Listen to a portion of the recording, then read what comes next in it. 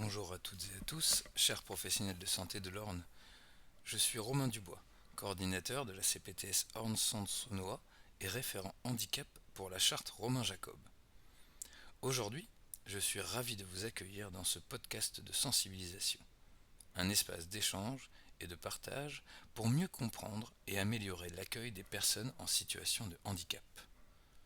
Pourquoi ce podcast? Notre système de santé est en constante évolution. Et notre rôle est d'assurer un accès aux soins égalitaire et de qualité pour tous. Les personnes en situation de handicap représentent une part importante de notre population, et il est essentiel que nous soyons tous mieux armés pour répondre à leurs besoins spécifiques. Ce podcast n'est pas là pour vous donner des leçons, mais pour nous aider collectivement à affiner nos connaissances, à briser certaines idées reçues et à développer les bonnes pratiques. Le handicap. Une diversité de situations.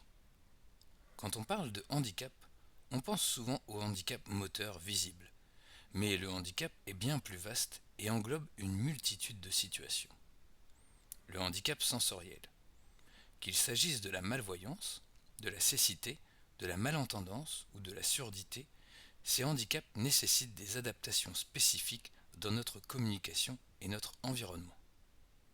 Le handicap psychique. Il est souvent invisible et peut se manifester par des troubles de l'humeur, de l'anxiété ou des troubles psychotiques. Il demande une approche bienveillante, patiente et une bonne connaissance des pathologies. Le handicap mental ou cognitif, incluant par exemple la trisomie 21 ou les troubles du spectre autistique, il implique des difficultés de compréhension, de communication ou d'autonomie.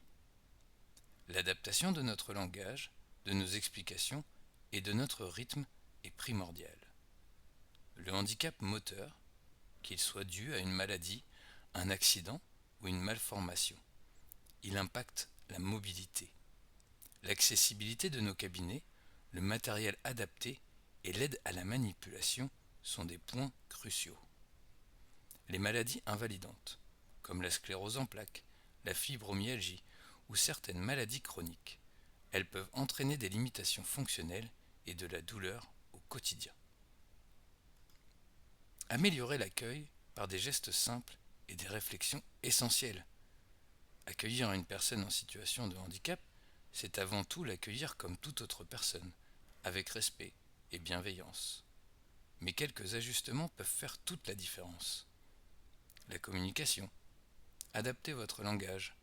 Soyez clair, précis et utilisez des phrases courtes si nécessaire. N'hésitez pas à demander comment la personne préfère communiquer. Pour les personnes sourdes ou malentendantes, privilégiez le face-à-face, une bonne lumière et parlez distinctement. Pour les personnes ayant un handicap mental, prenez le temps d'expliquer les choses simplement et vérifiez la compréhension. L'accessibilité. Au-delà des rampes et des ascenseurs, pensez à la disposition de votre salle d'attente, à la hauteur de votre bureau ou même à la clarté de votre signalétique. Un cheminement clair et dégagé est essentiel. Le temps. Accordez du temps supplémentaire si besoin. Une consultation avec une personne en situation de handicap peut nécessiter plus de temps pour l'installation, la communication ou la compréhension. La posture professionnelle.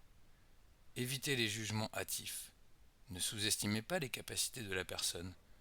Adressez-vous directement à elle, même si elle est accompagnée. La personne en situation de handicap est la première concernée par sa santé. L'information. Soyez proactif dans la formation. Expliquez clairement les étapes de l'examen ou du soin. Pour les personnes ayant un handicap cognitif, des supports visuels peuvent être très utiles. Le rôle des aidants. Ils sont souvent des partenaires précieux. Impliquez-les dans la discussion si la personne en situation de handicap le souhaite et reconnaissez leur rôle. Quelques mots sur la charte Romain Jacob. Un engagement concret. En tant que référent pour la charte Romain Jacob dans l'Orne, je tiens à souligner l'importance de cette initiative. Elle nous invite tous à signer un engagement pour améliorer l'accès aux soins des personnes en situation de handicap. C'est un engagement moral, mais surtout un guide pour nos pratiques quotidiennes. Si vous ne l'avez pas encore fait, je vous encourage vivement à vous renseigner et à nous rejoindre dans cette démarche.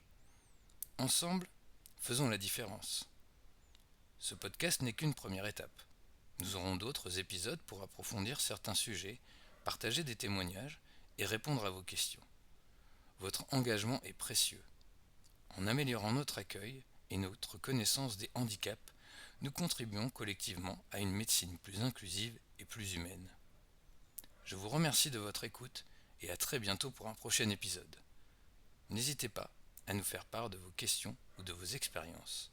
Comment pourriez-vous, dans votre pratique quotidienne, mettre en œuvre un ou deux de ces points pour améliorer l'accueil de vos patients en situation de handicap ? À très vite!